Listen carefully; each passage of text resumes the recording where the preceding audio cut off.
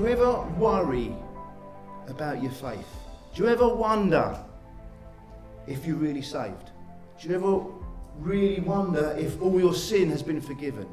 Or is there something that I've done that perhaps I haven't brought up to God? What about that time when I messed up? When I was looking at this, I actually found there's a proper name for it. Salvation anxiety. It's a thing. Look what he says here. We are kept by the power of God. John Vernon McGee. And he writes of a story that is told of a Scottish man. He says, who was typically economical. Left instructions that only one word should be engraved on his tombstone. That one word taken from this verse is the greatest I know. It was the single word, kept. As I was studying for this, I came across an interesting article. How to lose your salvation, a 14-step plan. So I thought I'd have a look. I won't read them all out. I've picked out 7 of them. You're going to declare God's grace insufficient. Secondly, you're going to find the faith of Christ to be faulty. Thirdly, you're going to get Christ to take back his righteousness from you. You're going to have your pardon from sin removed. You're going to have to break the Father's seal of the Spirit. Now that guarantee, you're going to have to break it. You're going to have to change the meaning of the word everlasting. And you're going to have to separate yourself from the love of Christ. That's just 7 of them.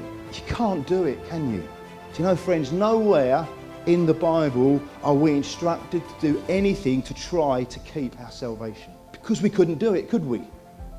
We'd get it wrong, we'd mess up.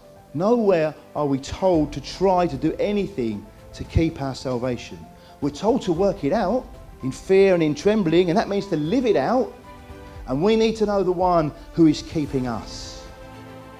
He's sure of his inheritance, he's sure of his salvation because he is kept by the power of God. In the Greek, that word, the word that's translated kept, is a military term. It means to keep by guarding.